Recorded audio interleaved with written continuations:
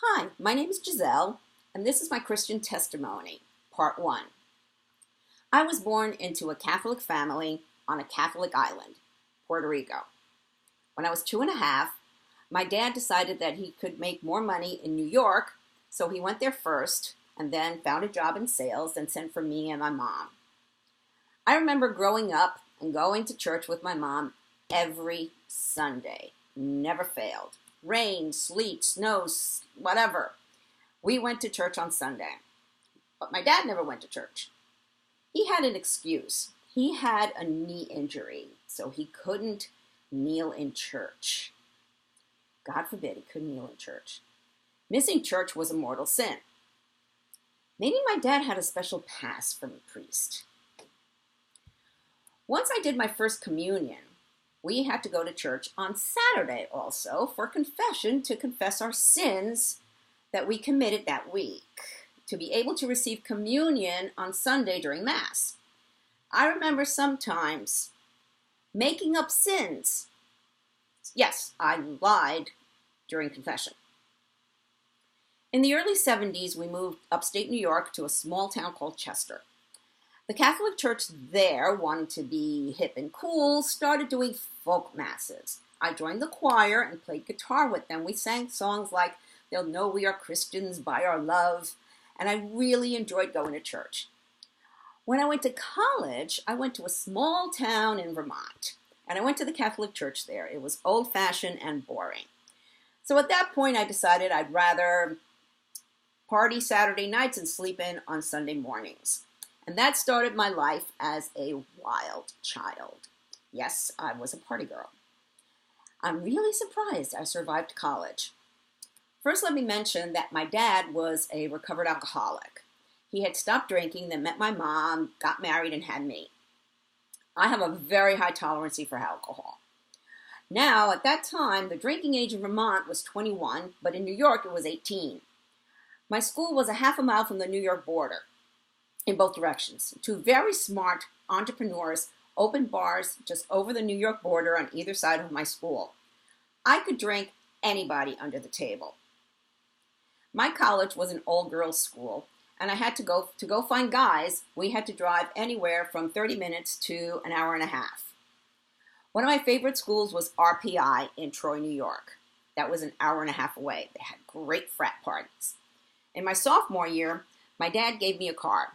Because I had a car, I was very popular. And I would chauffeur many gals to the various frat parties at the other schools. Back then, we usually passed around a bottle of wine on the way down. Partied hardy, drank a lot of beer at the frat parties, and then I drove back from Troy, an hour and a half now. And it wasn't a straight line highway. The roads were country roads, and we had to take this road and then that road and then turn to this road before I got to school. Miraculously, I always woke up safe and sound in my dorm room, on my bed, not remembering the drive. But we made it back. I was there for 4 years, so imagine how many frat parties we attended. After college, my mom inherited the house she grew up in Puerto Rico, and we moved back there. Living in Puerto Rico, I continued my wild child lifestyle. It was cool. I had fun. That's what I was there for. I was doing fun. But I was looking for love in all the wrong places. Yeah, that's a country song. Yeah. I was searching for something, trying to fill a hole in my heart, and as it turned out, I was looking for Jesus. However, I didn't know it yet. When I was 28, I had the opportunity to work on a cruise ship. It was cool, so I got to travel and got paid for it. What a lifestyle. However, the first job was as assistant manager on the boutique on board the ship. We sailed all over the Caribbean in the winter season.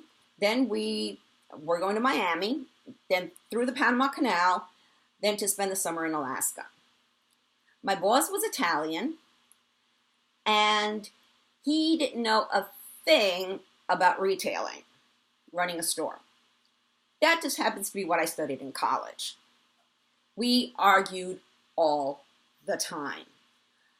Oh, it was so stressful. It got so bad. I hated that job. But I was in a contract. I was stuck. I couldn't quit my job because I would have to find my way back home to Puerto Rico. and I would be breaking the contract. One day I was walking on the promenade deck, and I walked by the chapel. The door was slightly open, and with the movement of the ship, it was swinging back and forth, just beckoning me inside.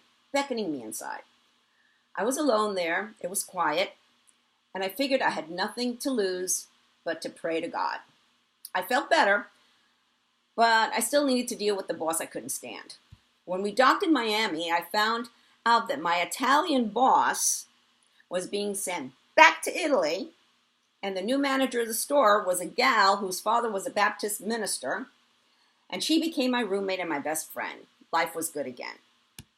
It still took me a while to give my life totally to Jesus, and I'll save that for another video.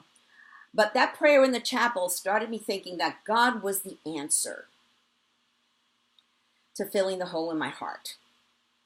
It was unfortunate that all those years spent going to catechism classes at the Catholic churches did nothing to lead me to how I ask Jesus into my heart. That's something that the Catholic churches just don't teach.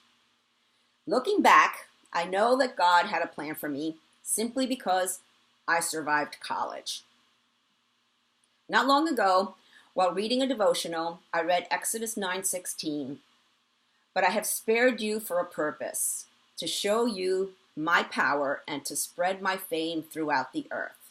That's why I'm doing this. This is God's plan for me.